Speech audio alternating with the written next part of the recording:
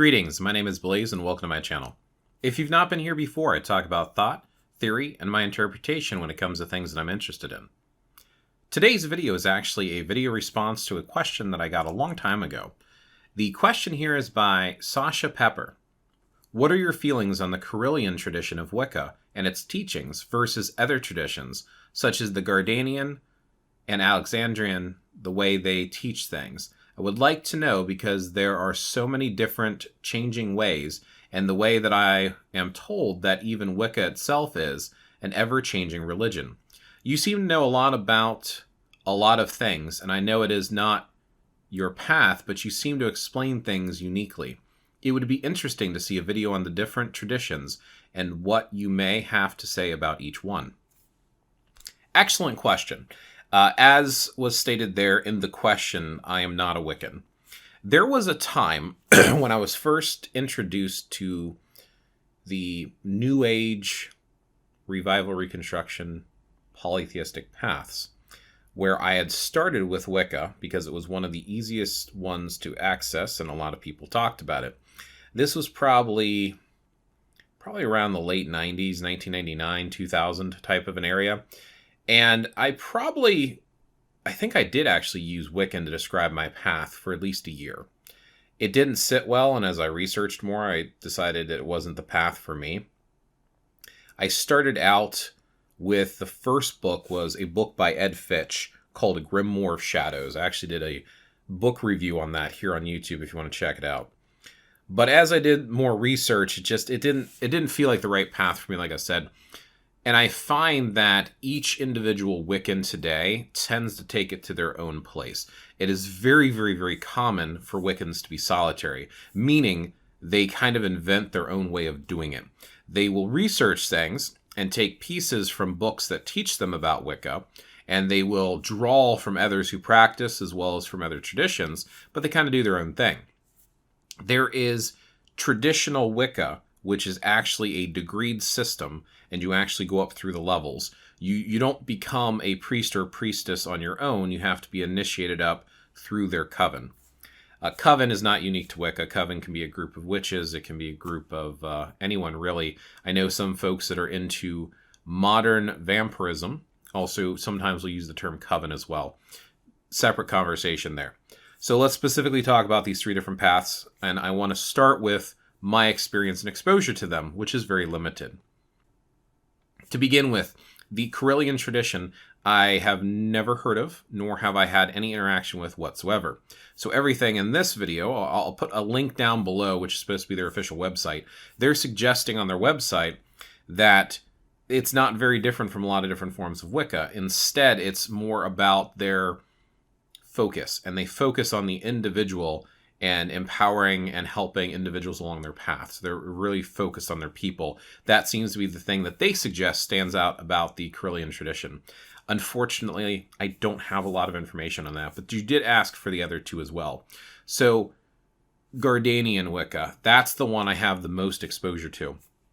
Gerald Gardner, as far as I know, he's the one who actually started using the term Wicca. Now, we can go into the tradition of the history and the origin, the etymology behind Wicca, and I will touch upon that briefly. So the etymology behind that, apparently there was Anglo-Saxon words, and one of them was spelled W-I-C-E, and the other one was spelled W-I-C-A.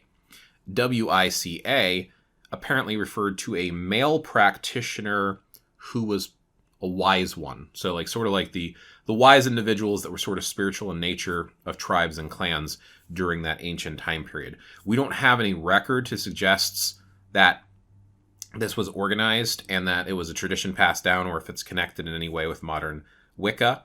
However, as far as I understand, that name was pronounced Wicca. And it's supposedly where we get the origin of the word witch as well, which is why you have a lot of association between Wicca and witchcraft. A lot of Wiccans practice witchcraft, but I also know a lot of witches that don't practice Wicca at all. So they're separate. They work well together, but they're not the same thing. So I want to be clear on that. The W-I-C-E was the female practitioner, and I believe it was pronounced witche. So witche and witcha would be these two origin words. So I believe that's where Gerald Gardner got the term. A lot of folks had negative associations with witchcraft and witches. We have a lot of history of witches being written about, especially in the Christian mythologies, is about being evil.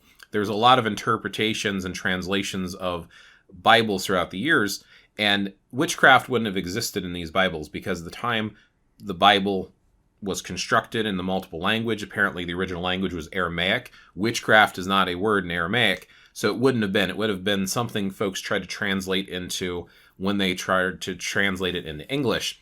Then you have King James, who was deathly afraid of witches, and he put witchcraft specifically in the King James's version of the Bible because he was scared to death of them. So with that background in history, as I mentioned, Gerald Gardner right around the 1950s, as I understand it, coined the term Wicca, and I believe it was based off of this ancient Anglo-Saxon word, witche and witcha.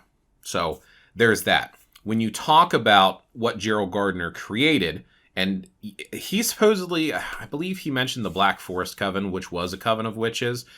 I think that's where he said he got initiated into the art, to the craft from, and where he sprung his version of it, which he referred to as Wicca. When you talk about that tradition, which is ranked, there are different levels that you learn about and progress through Wicca. They had a specific god and goddess. It wasn't like pick any deity or patron you want to work with. It was specifically a triple goddess of the moon and a horned god of wild nature of the hunt.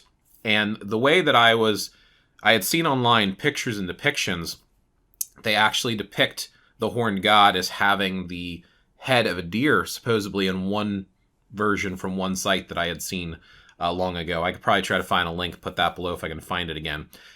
So they have two deities. They have a god and goddess specifically, and it's the moon goddess and it is the horned god specifically.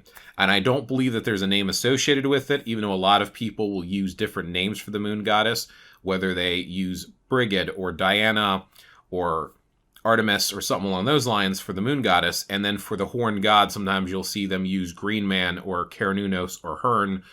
Some people will use that interpretation, and some people that are solitary will take it in a different direction. But specifically within Gerald Gardner's tradition, there was those specific ones. There was levels that you would be initiated up through, and you had to be initiated. His practice, they refer to as Gardenian Wicca, or Gardenian traditional Wicca, because his last name being Gardner. So Gardenian, because Gardner created it. So Gardenian Wicca is his interpretation of that particular path. And it's very, very, very structured. It's about working with your coven. It is not a solitary path. That doesn't mean people can't take inspiration from the Gardenian Wicca and make a solitary path. But as I understand it, if you're a solitary practitioner, you are not really following the Gardenian Wiccan tradition. There's no self-initiation. People have invented their own ways of doing stuff, so I'm not going to argue if you do Gardenian Wicca and you're solitary. That's on you. You don't have to justify your path to me. Now, the other one you asked about was Alexandrian. Yeah, Alexandrian Wicca. So Alexander Sanders? Alexander. Yeah, I probably should look this up, but yeah, let me look it up. Yes, and I'll post this link below as well. Alex Sanders and his wife Maxine. That's where Alexandrian Wicca comes from, traditional Wicca. So it's based upon his first name versus his last name, which is interesting. But as I understand it, Alex Sanders was a Gardenian Wiccan and broke off and created his own tradition. And according at least to this one website, and this is as far as I know, he took it in a little bit of a different direction as far as how they practice and interact with their deities. He was a little bit more focused on the fact that every practitioner was already a priest or a priestess versus rising up through the ranks to become a high priest or high priestess, like in Gardenian Wicca. In Alexandria Wicca, apparently everyone was automatically a priest or a priestess just by the nature of working within that space. And I think there was a little bit difference in variety with the deities. Instead of being a specific moon goddess and horned god, there's a little bit more variety, which I think is a lot more popular version of today's modern Wicca. But I'm not really in the scene anymore. I don't talk to a lot of Wiccans much anymore, and I don't hear a lot of people use that term. It seems there's been a big boom with a lot of the heathen Reconstruction revival movements. So I've seen that a lot more out in the community. And then you have a lot of people who've moved away from Wicca and are just witches, or they just never got in the Wicca, period. But Wicca had a really big boom back in the 50s, I would say, 60s, even in the 70s. And I think it's died down throughout the years. So that was, of course, before my time. I was born in 1981. But that's as far as I know about the traditions. I could talk a little bit about some of the practices that they had done, such as how they casted circles, how they worked with ritual tools. They worked with the pentagram and the five elements, being spirit, earth, air, fire, and water. I believe a lot of their different traditions had a lot to do with some of the Hermetic Order of the Golden Dawn, had a lot of influence on some of their practices. There's also influences from some of the Egyptian practices, especially the Jade Tablet.